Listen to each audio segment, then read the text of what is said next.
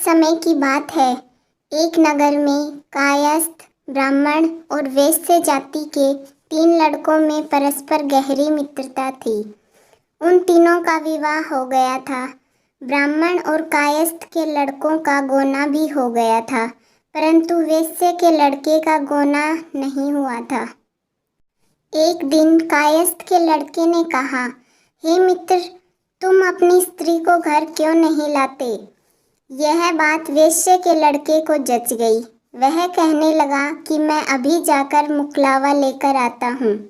ब्राह्मण के लड़के ने कहा, अभी मत जाओ, क्योंकि शुक्र अस्त हो रहा है, जब उदय हो जाए तब जाकर ले आना। परंतु वैश्य के लड़के को ऐसी जिद हो गई कि वह किसी प्रकार से नहीं माना। जब उसके घर वालों ने सुना तो उन्होंने भी बहुत समझाया, परंतु वह किसी प्रकार से नहीं माना और अपने ससुराल चला गया। उसको आया हुआ देखकर ससुराल वाले भी चकराए। जमाता का स्वागत सत्कार करने के बाद उन्होंने पूछा, आपका कैसे आना हुआ? वैश्य पुत्र कहने लगा कि मैं अपनी पत्नी को विदा कराने के लिए आया हूँ।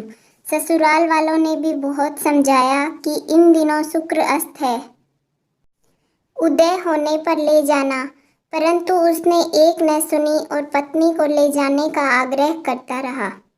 जब वह किसी भी प्रकार से न माना तो उन्होंने अपनी पुत्री को विदा कर दिया। वैश्य पुत्र पत्नी को एक रथ में बैठाकर अपने घर की ओर चल पड़ा। थोड़ी दूर जाने पर मार्ग में उसके रथ का पहिया टूटकर गिर गया। उसकी पत्नी घायल हो गई। जब वह आगे चला तो रास्ते में डाकू मिले। उसके पास जो धन, वस्त्र, आभूषण थे वह सब उन्होंने छीन लिए।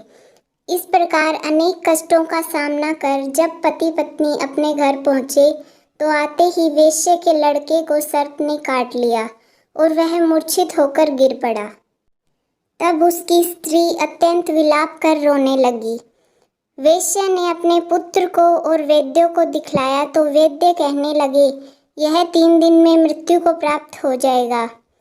जब उसके मित्र ब्राह्मण के लड़के को सारी बात पता लगी तो उसने कहा, सनातन धर्म की प्रथा है कि शुक्र अस्त हो तो स्त्री को नहीं लाया जाता। इसी कारण यह सारे विघ्न उपस्थित हुए हैं। यदि यह दोनों ससुराल वापस लौट जाएं और शुक्र उदय होने पर पुनः आवें तो निश्चय ही विघ्न टल जाएगा। सेठ ने अपने पुत्र और उसकी पत्नी दोनों को ही अतिशीघ्र ससुराल वापस पहुंचा दिया। वहां पहुंचते ही वैश्य पुत्र की मूर्छा दूर हो गई और साधारण उपचार से ही वह सर्प विष से मुक्त हो गया। यह देखकर सभी अति प्रसन्न हुए और शुक्र का उदय हुआ। तब हर्षपूर्ण उसके ससुराल वालों ने अपनी पुत्री सहित उसको विदा कर दिया। इसके पश्चात पति पत्नी दोनों घर आकर आनंद से रहने लगे तथा इस व्रत को निश्चित रूप से करने लगे।